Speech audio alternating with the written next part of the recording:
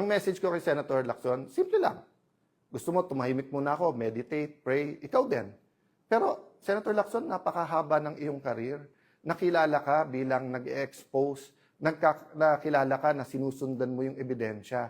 Of course, there have been many issues also regarding you, your family, pero yung businesses nyo. Pero, sinantabi ng Pilipino yon kasi magaling ka mag-imbestiga eh. Pero ngayon, bakit? Panay comment mo na lang sa mga witnesses, pero ayaw mong humarap sila sa committee. So, ako hindi ko sinasabi na lahat ng witnesses na to, former Marines, mga bodyguards, mga former military, active military yung iba ha, na naging security. Hindi lang ni former congressman and head of the Appropriations Committee ng House na si Saldico. Marami pa po dyan kasi alam naman po natin na parating may security naman po ang ating mga congressman, senador at mga sekretary, di ba? Alam naman po na at kahit sa inyong mga nagre-criticize, importante sa ating demokrasya na kung tingin yung tama ay mag-encourage at kung tingin yung mali ay mapakinggan namin ang inyong boses. Kaya nga starting today, pipilitin namin na hindi lang po ako nagsasalita, kung hindi nakikinig ng mabuti kami sa inyo. So sa comments po, kung may mga questions kayo, unlike before po na ako mismong may hawak ng phone at kapag ka nagla-live, binabasa ko po. But ngayon po, ililista po namin and then in our next broadcast.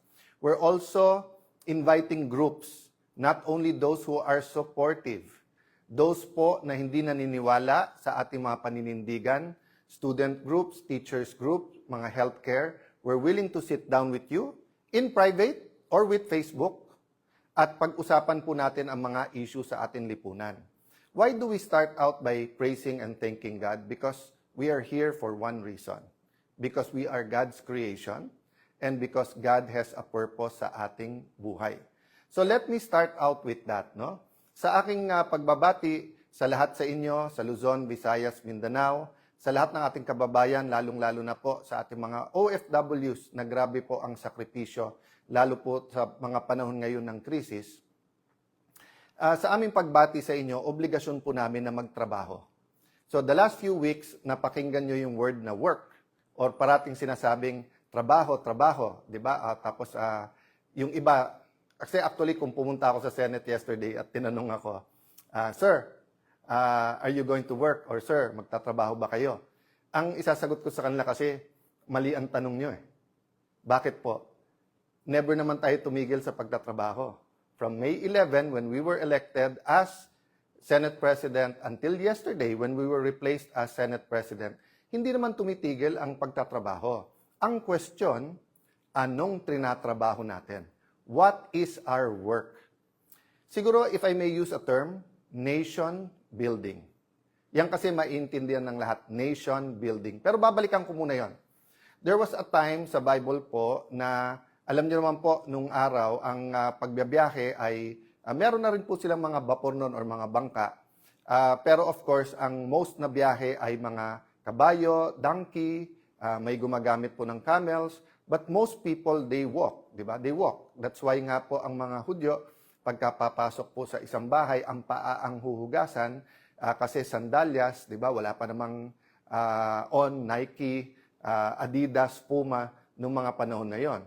Wala rin pong mga hotel, mga Shell, Phoenix, mga gasolinahan na kompleto ng mga restaurant na may Kenny Rogers or KFC or McDo or Jollibee noon. So, nung isang beses po na maglalakbay ang mga apostles kasama ang Panginoon Hesukristo, nabasa po ng ating Panginoon Hesukristo ang pag-iisip po ng mga apostles. So, nung tinanong po siya, because they were asking each other, nagtatanungan sila, ang tanungan nila sa isa't isa, saan tayo kakain? Saan tayo matutulog? May pera ba tayo? Miracle after miracle, nasaksihan na po nila. So, ang sabi ng Panginoon Hesukristo sa kanila, seek first my kingdom and righteousness, and everything shall be added unto you. So, there are many, many lessons there. But what are the relevant lessons for us today? One, seek the kind of nation we want, di ba? Parati natin sinasabi, ganito ang gusto natin Pilipinas. Actually, mas madalas natin sabihin, ano yung Pilipinas na ayaw natin. Pero we have to envision the Pilipinas na gusto natin.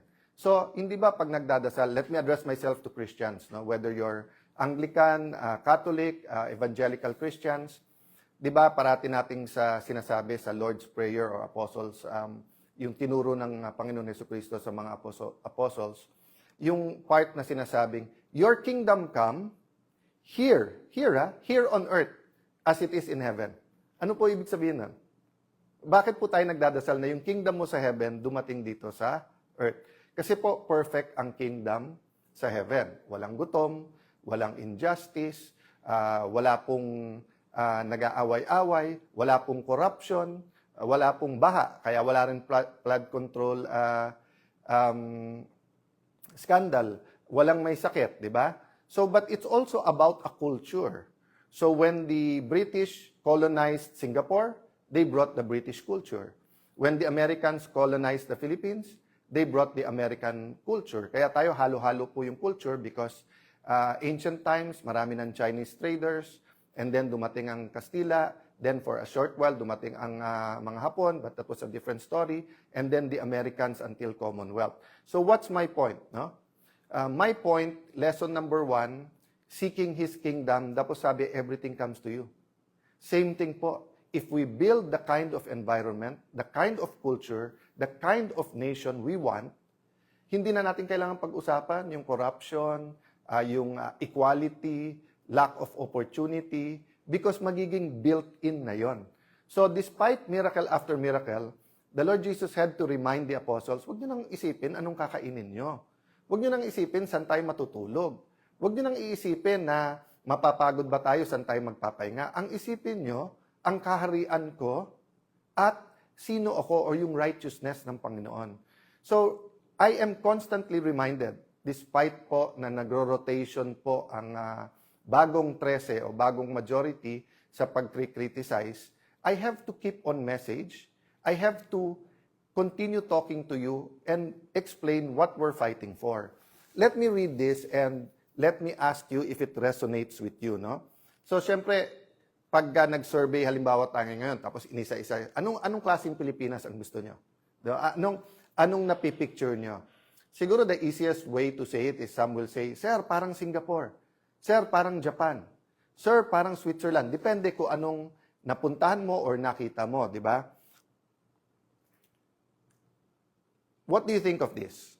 We, the sovereign Filipino people, imploring the aid of Almighty God in order to build a just and humane society and establish a government that shall embody our ideals and aspirations, promote the common good, conserve, develop patrimony, and secure to ourselves and our posterity the blessings of independence and democracy under the rule of law and a regime of truth, justice, freedom, love, equality, peace, do ordain and promulgate this Constitution. So yon, medyo sa umpisa at saka sa dulo, giveaway kasi hindi po to nilikha lang ngayon or sinulat or hindi to chinat GPT or hindi to yung parang survey. Kung hindi ito po yung preamble sa ating 1987 Philippine Constitution. Di ba? Ibig sabihin po, ito po ang attempt na i-articulate kung anong Pilipinas ang gusto natin. Can I highlight for today? 1, the aid of Almighty God. So doon po sa inyo naman nagsasabing, wag nating isama ang usapin Diyos o ang batas ng Diyos sa batas ng tao o gobyerno. Hindi po, mismong konstitusyon natin sinasabi in the aid of the Almighty God. I agree with you if you say na wag nating sabihin ang Diyos kampi kami sa amin or kampi sa inyo o kayo, demonyo kami, ganito. I agree with you kasi nga dapat we're on God's side. Hindi dapat nating claim na God is on our side, di ba?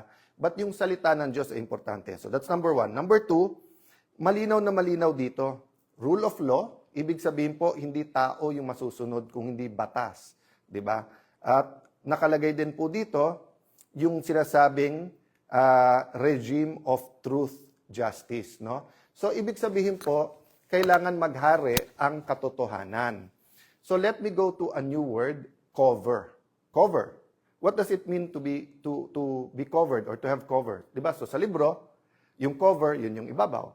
Pero halimbawa, sa ating mga Kristiyano ulit, mga kapatid nating Muslim, Assalamualaikum, let me use the biblical principles and talk a little bit about what is close to my heart in what I've learned dun sa biblical principles.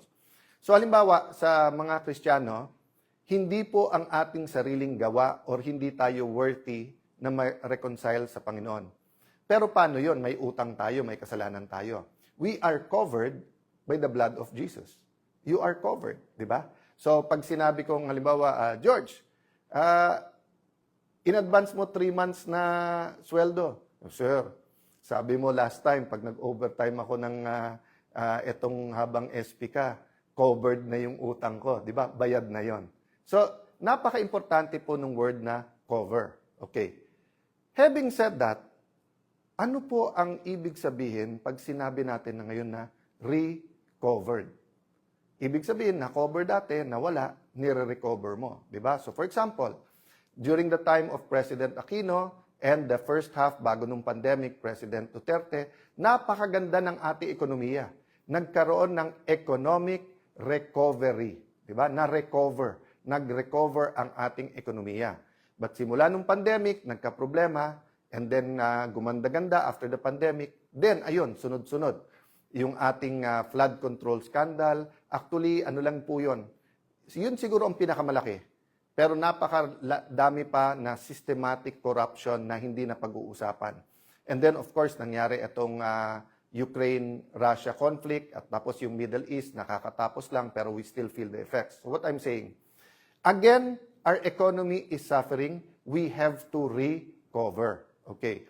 So, in terms of nation building, yung 13 po ngayon o yung majority led by Senator Lacson, Senator Soto, Senator Win Gatchalian, of course, as the Senate President, the 2 Senator Tulfos, Rafi, and Erwin, I will not take it away. They want to build a nation. Don't take it away from us, yung aming pong grupo, want to build a nation. So, good faith po tayo. Meron kayong vision of a nation you want to build. Meron kaming vision nung gusto natin i-build. Pero tanong ko, anong regime? Regime of truth and justice ba? Kasi kung regime of truth and justice, let me tell you, mga kababayan, there are 2 groups now. Those who want to uncover the truth and those who want to cover up the truth. Dalawa lang po ha, dalawa lang po. So pwedeng one who wants to uncover, di ba? One who wants to cover up. O, ulitin ko ha, one who wants to cover up, wants to uncover. O, so dalawa lang parati yan, dalawa lang ha. Kung ano man ang ating kulay, politika, ang punto po, we have to meditate, we have to pray, we have to make a decision. Bakit po? Mali-maleta ang reward kung ikaw ay para dun sa cover-up. Pero, napakalaki ng mga consequences. Kaso, bashing, tatanggalan ka ng kung ano-ano. Basta, ipa-file lang ka ng cyber libel kapag ka ikaw ay for uncovering the truth. That's just the nature of things. Whether you talk about organized crime, whether you talk about slavery, whether you talk about all the injustices in the world, those who want to keep the injustice, those who want to cover up, usually have the resources. Kasi kumita sila doon eh. Di ba? Nandoon yung kayamanan ng mundong ito eh. But those who want to uncover the truth, to reveal the truth, di ba? To show the truth. So why is this important? Because, for example, we're an agricultural country, di ba? Gusto natin hindi lang to produce our own food. We're an archipelago, pero nag-i-import tayo ng isda. Nakakakain tayo, pero magsasaka natin, hindi nakakakain. Mga anak nila ayaw na po maging magsasaka kasi walang pera sa pagiging farmer. And there are a lot of good programs, di ba? But habang ninanakaw lahat ng pera, habang mali-maleta ang pera, habang ang hindi lang naman flood control, di ba? Pati yung irrigation, ninakaw din yun. Ilan regimes ang dumaan, pati fertilizer, di ba? Tubig ang binigay nung before sa ating mga farmers. So what I'm saying there is that in any home, in any building, in any nation, foundations are important. So kapag ka ikaw ay gumawa ng isang bansa, ang pundasyon niya ay sa buhangin, gigiba yun. Gigiba po yun. Kasi hindi tama ang pundasyon. So, kailangan ang pundasyon natin katotohanan. So, respond lang ako ng konti, sabi ni Senator Lacson. Sayang ang pera. Nung si Alan Cayetano ang Senate President, 700 million ang nagastos. Sabi ko, saan kaya galing yon? Tapos, sabi ko, total, magaling mag-divide. Sila Senator Lacson, very divisive. Dinivide ko. Kasi ang ginamit niya, 28 days daw ako naging Senate President. So, tignan nyo po ha. Multiply muna, multiply. Multiply mo ang 25 million na sinabi ni Senator Win na gastos ng Senate a day, i-multiply mo yon sa 28 days, and, baliktarin mo naman, division. 700 divided by 28 days is 25 million. Yun din naman ang ginawa ni Senator Win. Tinignan niya lang yung budget ng Senado, tapos dinivide niya, nakuha yung 25 million a day. So, nasaan yung intellectual dishonesty? Nasaan ang pagtatago ng katotohanan? Simple lang po. Kahit sino po ang Senate President, 25 million a day ang gastos ng Senado kung ganun kasimple ang computation mo. Meaning, yung budget ng buong Senado divided by the number of calendar days. Di ba? So, may nabasa po ako, sorry, nakalimutan ko kung sino mismo nagsabi. Sabi niya, statistics is like a bikini. Ulitin ko ha. Statistics is like a bikini. Why? What it shows is very revealing, but what it hides is essential. So makikita niyo po, ni-reveal niya, parang pang-intriga, di ba? Kasi magaling naman talaga sila mang-intriga eh. Nagte-take turns lang naman po, si Raffy Tulfo, si Erwin Tulfo, si Senator Ping Lacson, tapos yung iba sa grupo nila, yung tag team lang yun, para, kayo naman mang-inis kay Alan, kayo naman magkalat ng hindi totoo, kayo naman magkalat ng ganito. Palabasin natin ang gulo-gulo, di ba? Again, ano yung intent? Para hindi malaman ang buong katotohanan tungkol sa korupsyon sa ating bansa. But let's be intellectually honest. Whoever was SP nun, ganun din ang gastos. Question. Pero bakit sila one day may napasa? I challenge all the congressmen and senators. 1998 pa lang, congressman na po ako. Naging konsyal po ako, for a short while po, vice mayor. Naging member po ako ng House of Representatives. 4 na term po, 4 na term.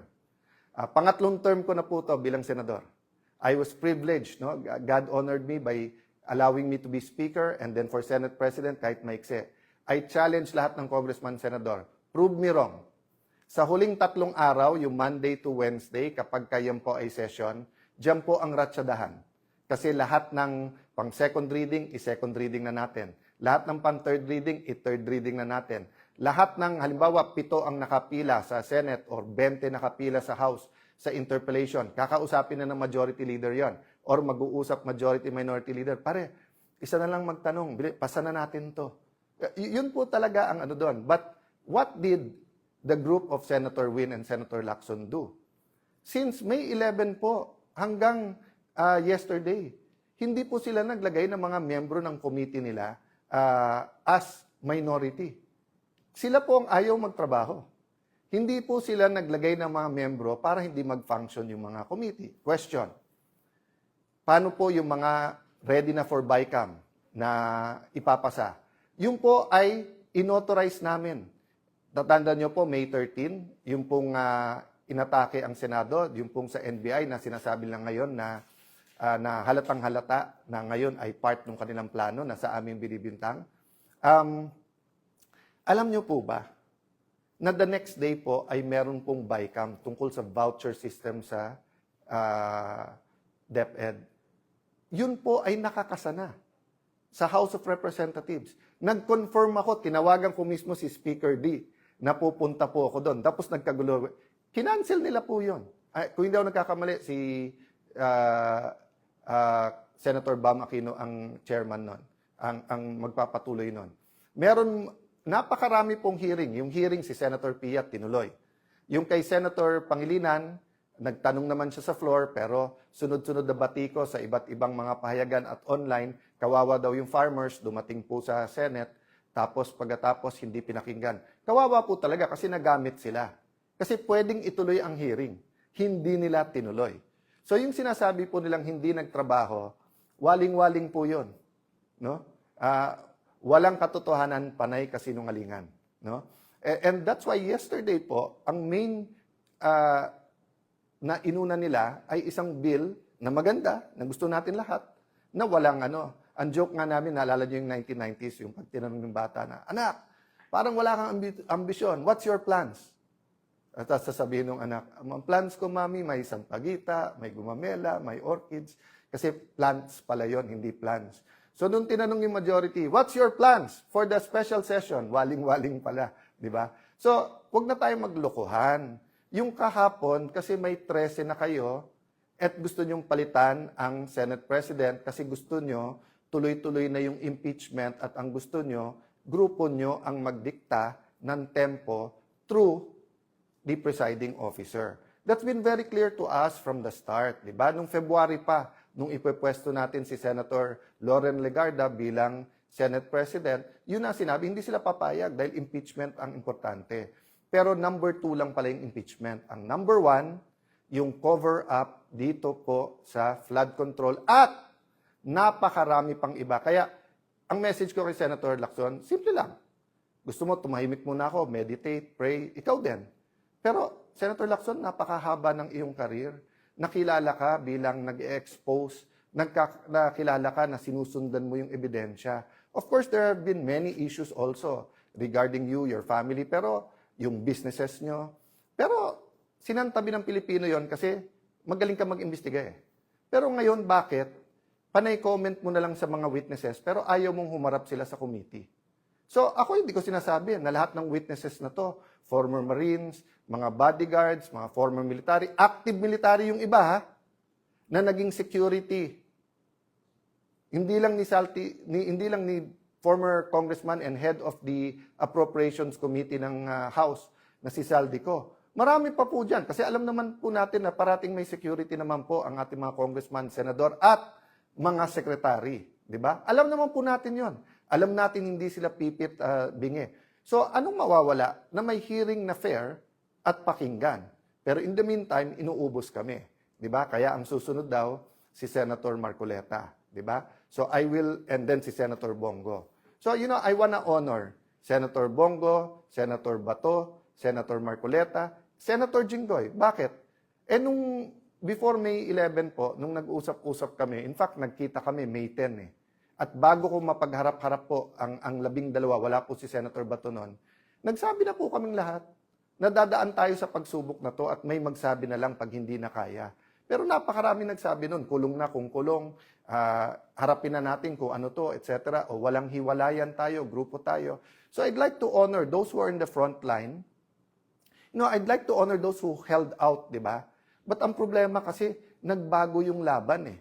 From just having a platform sa Senate para fair yung ating impeachment, para makapag-focus tayo sa economic crisis, at para lumabas ang katotohanan, nakita na namin kung gaano kalaki ang skandalo at yung corruption na to eh. Ongoing to ha. Yung sasabihin nila na wala nang nakawan ngayon, tell that to the Marines.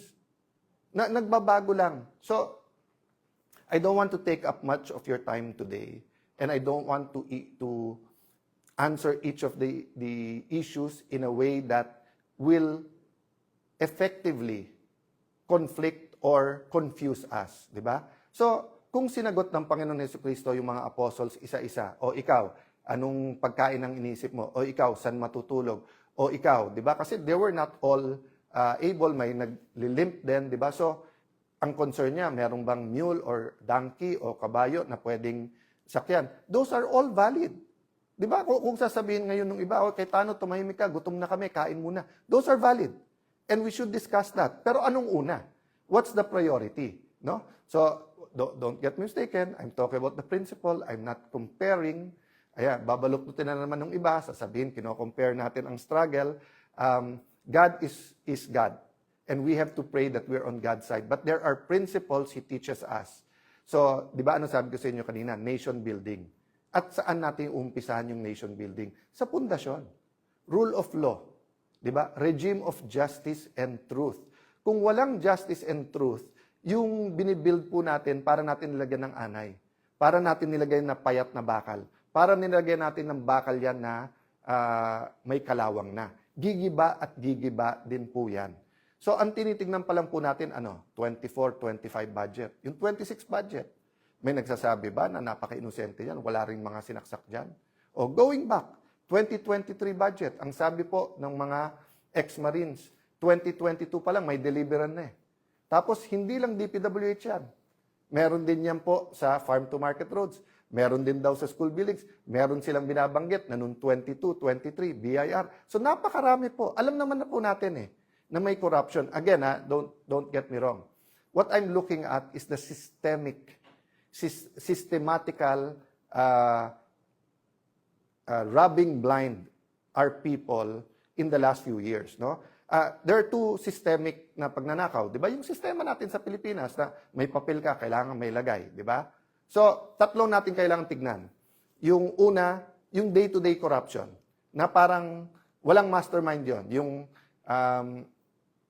wala kang plaka, hinuli ka, penging 1,000. Yung nahuli ka, walang driver license, penging 1,000.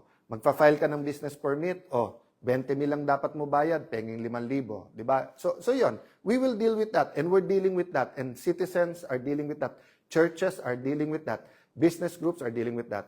Pangalawa, yung systemic, yung ganun na sa Pilipinas, yan ang kalakaran. So we have to deal with that through values, through systems. But I'm talking about the systematic and continuing rubbing us blind now and using the last bastion, which is the Senate, not only to be the rubber stamp, but to be their mouthpiece para maraming issue para hindi tayo tumutok dito. So that's the sad thing, that there is an economic crisis. Naghihirap ang ating mga kababayan. So kailangan natin isabay yun, pero hindi natin pwedeng ilihis ang usapan. So in behalf of the senators I represent, in behalf of the people praying for us, in behalf of students, farmers, healthcare workers, OFWs, seafarers, na sinasabing, boss, may pag-asa pa ba ang Pilipinas? Boss, hindi kami nawawalan ng pag-asa. Huwag niyo kaming bossin, kayo boss namin. Ilan politiko na dumaan na kayo boss? You do not cover up from your boss. You tell the boss the truth. If you tell your boss lies, he will fire you and even put you in jail. Diba? Pero ngayon po, hindi. So may dalawang boss. Boss ng cover up at saka yung boss ng gustong mag-uncover. Please meditate on that. Handa po tayo. So dati, ang capacity po natin bilang Senate President at mga kasama ko bilang mga chairman ng mga committees, gagamitin natin as a platform yon for the truth. Hindi para usigin or i-persecute ang kahit sino. Iba ang prosecute, iba yung persecute. Hindi po. We were going to use that platform. O nakita natin in less than 40 days kung paano inuga ang mga pundasyon ng Senado at inuga ang pundasyon ng ating mga institusyon at paano pinunit ang konstitusyon para lang matuloy yung cover-up. Now, we will have other platforms, other venues. And one of this venue is Facebook. So ito lang ang tanong ko sa mga pamilya ko sa Facebook. Bakit si Senator Lacson at yung Senator Raffy Tulfo, Senator Erwin Tulfo, gumagamit din naman sila ng Facebook na tignan nyo nga sa Senate, bawat salita, tumingin lang ng ganun, gumanon, may sumusunod sa kanila di ba? O tapos, makikita mo, pati kay Senator Lacson, yung angal ni Senator Marcoleta, pati sa CA, kahit anong committee, ini-edit, pinapaganda yung itsura, di ba? Yung sa NBI, hindi ko alam, totoo ba yun, yung talagang nag-ayos, nung hearing. Everyone is aware that it's not only mainstream, meron din social media. Ba't kayo galit na galit pag nagpe-Facebook ako? Ang hilig nyo rin mag-Facebook. So sasabihin nyo, hindi, kasi mas maraming nanonood kay Alan Cayetano kasi nagsasabi ako ng totoo. Hindi naman parating mas maraming nanonood sa akin. Bakit last year ba? Mas maraming nanonood sa iyo. Raffy at Erwin Tulfo. Problema, nabuko kayo na may tinatago kayo. Di ba? O kung hindi lang sa sarili, para pati din sa Malacanang. So, walang perpekto sa atin. But it's time for real change. So, yun ang hinihingi ko mga kababayan. Huwag po tayong susuko. Huwag po tayong manghihina. Tao din naman po ako. So, I spent a day yesterday, sabi ng asawa ko, pwede kang kumain ng sisig ngayong gabi. Kasi nga, mataas kolesterol ko Pero sabi niya, para naman matuwa ka ng konti. Tapos sinama niya yung barkada namin na medyo magaling sa akin ng konti yon. Pero Ka-level ko na mag-chess, so at least hindi ako talo parate. Tapos, I spent a day reflecting. Tinext ko mga kasamahan ko as a group, individually, na kailangan ito ang sitwasyon, ituloy ang laban. I thank them. Humingi din ako ng kapatawaran sa pagkukulang ko. Sabi ko, pasensya na kayo, hindi rin ako perfecto, tao din. May pagkukulang din ako sa inyo. So sa ating mga kababayan, kung may pagkukulang din ako sa inyo, hindi lang bilang Senate President, hindi lang bilang ordinary senator, even in how I articulate these issues, pagpasensyahan nyo. But like you, let's all do our best. Let's not lose hope. And let's keep praying. No? I still believe there will be people who will be switching sides. Sabihin nyo, hindi sir, pakonti ng pakonti tayo. Sir, iba talaga yung may pera, may kapangyarihan. Hindi po. The moment you lose hope, that's the moment. Kasi may spiritual warfare dito. No? Sabi sa Bible, meron pong principalities, authorities, spirits. Isang spirit doon yung lying tongue. Yung bumubulong, talo na kayo, wala na kayong magagawa. Total, sila kumita ka na rin. Di ba? Huwag po tayong makikinig doon. Doon po tayo sa tama. Let us build this nation we love. And let us serve the God we love. God bless you po.